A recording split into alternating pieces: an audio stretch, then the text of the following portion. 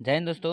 स्वागत है आप सभी का अपना यूट्यूब चैनल पर। तो दोस्तों, आज हम लेकर आए हैं लुसेंट सेट 3 लेकर आए हैं, जो लुसेंट बुक का प्रश्न करवा रहे हैं जीके का। वही प्रश्न लेकर आए हैं जो आपके सभी एग्जाम के लिए काफ़ी महत्वपूर्ण है, अति महत्वपूर्ण प्रश्न है, क्योंकि जीके प्रश्न बनता है लुसेंट ही बुक से। तो लुसेंट बुक के ऑब्जेक्टिव प्रश्न लेकर आए हैं। जो जीके प्रश्न है वो संबंधित रहेंगे मौर्य काल से।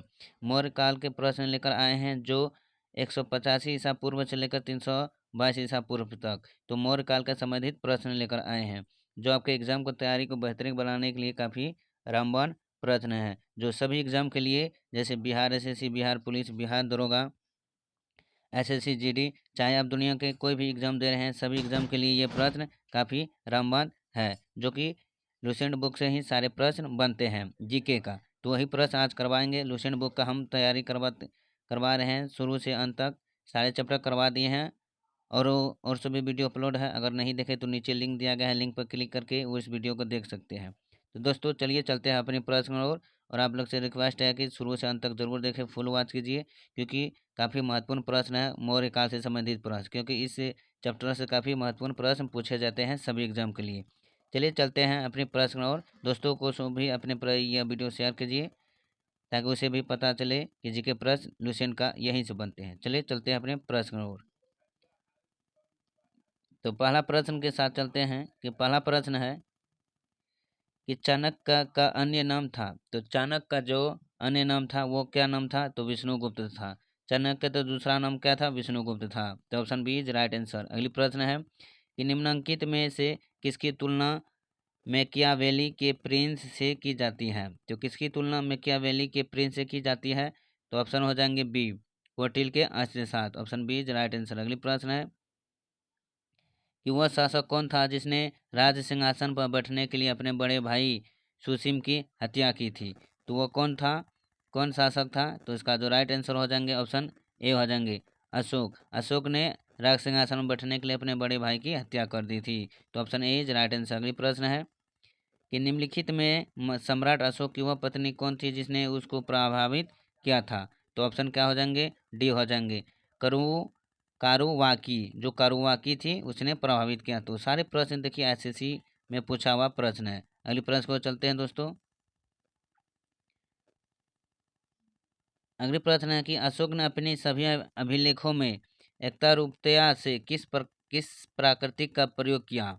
तो किस प्राकृतिक का प्रयोग किया? इसका राइट जो आंसर हो जाएंगे ऑप्शन ए हो जाएंगे अर्ध मागधी। जो अर्ध मागधी प्राकृतिक का प्रयोग किया। अगली प्रश्न है कि बिंदुसार ने विद्रोहियों को कुचलने के लिए अशोक को कहाँ भेजा था? तो बिंदुसार ने विद्रोहों को कुचलने के लिए कहाँ भेजा था? तो इसका जो राइट आंसर हो जाएंगे ऑप्शन बी हो जाएंगे तक्षशिला। तो तक्षशिला भेजा था। Option B is right answer. अगली प्रश्न है कि निम्नलिखित में से वह व्यक्ति कौन है जिसका नाम देवान प्रियादर्शी भी था? तो वो कौन है व्यक्ति जिसका नाम देवान प्रियादर्शी भी था? तो इसका right answer option A Ashok. और अगली प्रश्न है कि निम्नलिखित में से प्राचीनतम राजवंश कौन था? तो प्राचीनतम राजवंश कौन था? तो इसका जो राइट आंसर ऑप्शन ए हो जाएंगे मौर्य वंश। अगली प्रश्न है कि कौटिल्य चाणक्य किसका प्रधानमंत्री था? तो कौटिल्य चाणक्य किसका प्रधानमंत्री था? तो ऑप्शन बी हो जाएंगे चंद्रगुप्त मौर्य के। अगली प्रश्न को चलते हैं। अगले प्रश्न की कलिंग विजय के उपरांत अशोक महान ने निम्नलिखित में से किस धर्म को अंगीकार कर लिया था? तो किस धर्म को अंगीकार कर लिया था कलिंग विजय के उपरांत अशोक महान ने? इसका जो राइट आंसर हो जाएंगे ऑप्शन बी हो जाएंगे बौद्ध धर्म को। किसको? बौद्ध धर्म को। Option B is right answer. अगली प्रश्न को चलते हैं कि चंद्रगुप्त के शासन विस्तार में किसने मुख्य रूप से मदद की थी? तो किसने मुख्य रूप से मदद किया था?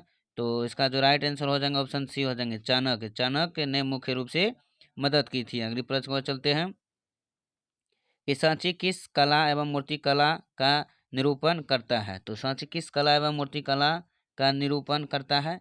इसका राइट आंसर हो जाएंगे ऑप्शन बी हो जाएंगे बौद्ध का। किसका? बौद्ध का। अगली प्रश्न कि प्राचीन भारत का वह प्रसिद्ध शासक जिसने अपने जीवन के अंतिम दिनों में जैन धर्म को अपनाया था?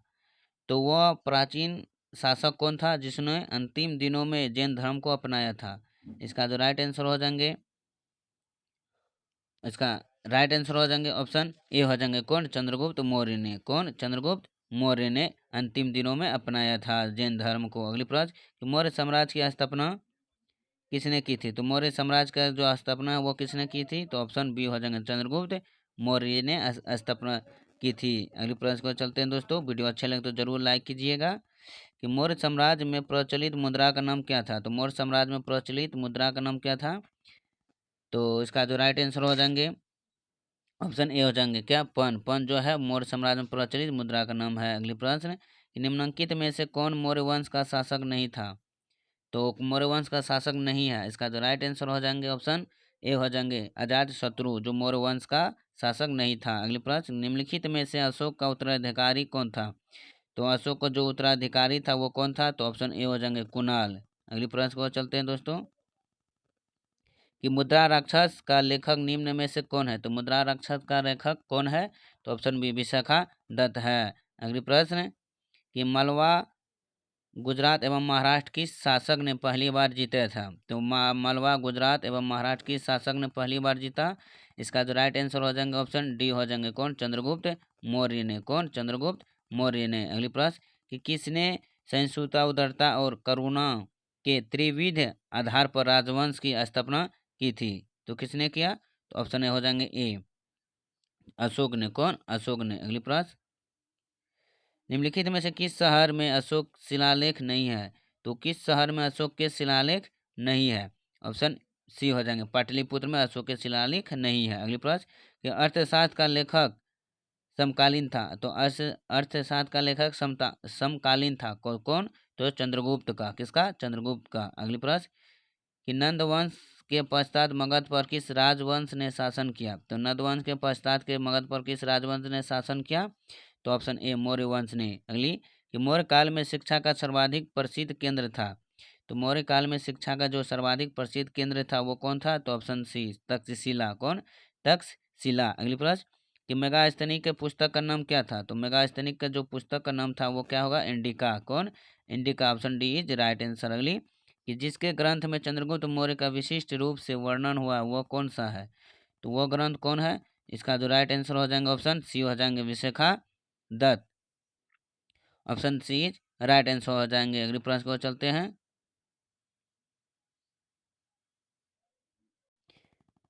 अगले प्रश्न है कि वह स्रोत जिसमें पाटलिपुत्र के प्रशासन का वर्णन उपलब्ध है वो है, तो वह कौन सी है? तो इसका जो राइट आंसर हो जाएंगे ऑप्शन, तो ऑप्शन क्या हो जाएंगे? सी हो जाएंगे इंडिका। अगली प्रश्न अशोक के शिलालेखों में प्रयुक्त भाषा है? तो अशोक के शिलालेखों में प्रयुक्त भाषा है प्राकृतिक से। किससे? प्राकृतिक से। अगली प्रश्न कि निम्नलिखित में किस व मौर्य राजा ने दक्कन की विजय प्राप्त की थी? किसने मौर्य राजा ने दक्कन की विजय प्राप्त की? तो ऑप्शन जो हो जाएंगे बी हो जाएंगे चंद्रगुप्त मौर्य ने। अगली प्रश्न तो मेगास्थनीक ने भारतीय समाज को कितनी श्रेणियों में विभाजित किया था? तो मेगास्थनीक ने भारतीय समाज को कितने श्रेणियों में विभाजित किया?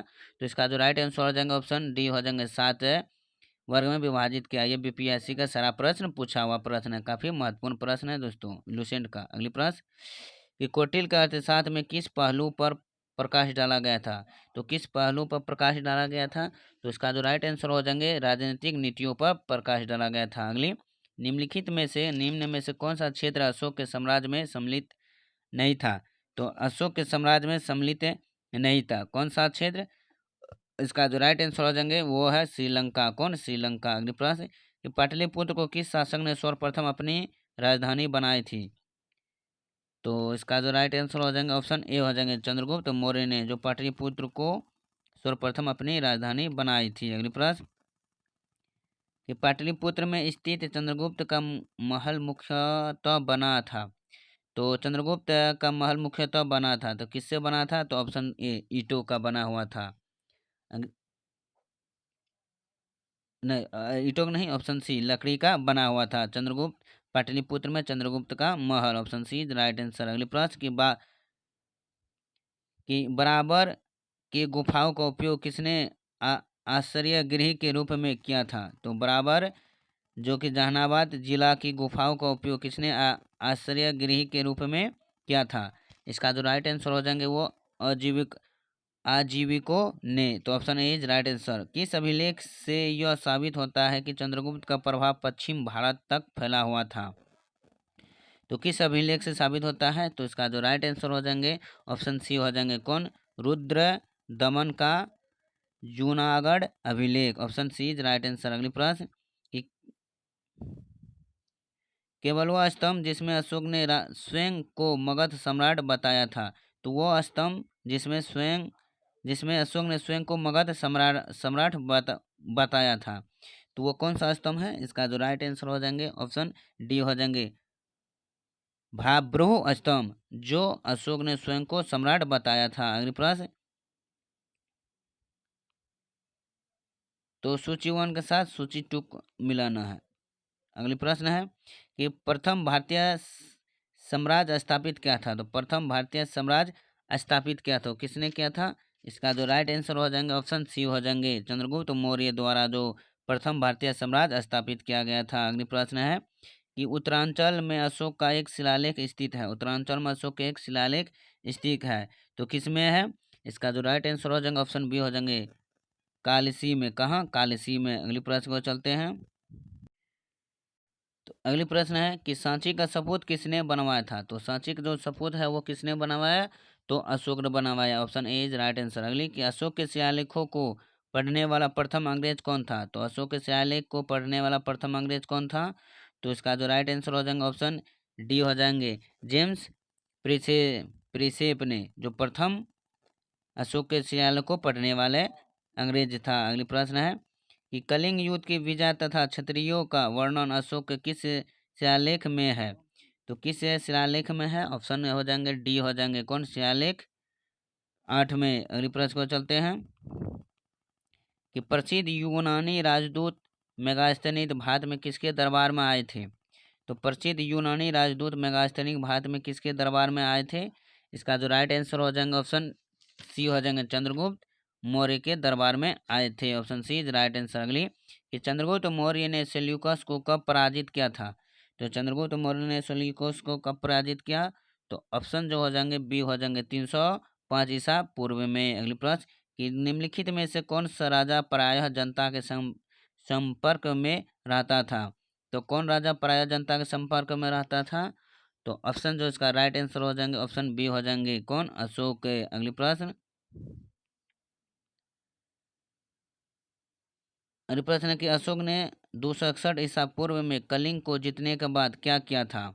तो क्या किया जो कलिंग को जीतने के बाद? तो इसका जो राइट आंसर हो जाएंगे ऑप्शन सी भारी रक्तपात देकर युद्ध की नीति को सदा के लिए त्याग दिया था। तो अशोक ने उन 261 ईस्वी पूर्व में कलिंग को जीतने के बाद यह किया था कि भारी रक्तपात को देखकर युद्ध की नीति को सदा के लिए त्याग दिया था। अगली प्रश्न कि अशोक का अधिकांश अभिलेख किस भाषा एवं लिपि में है?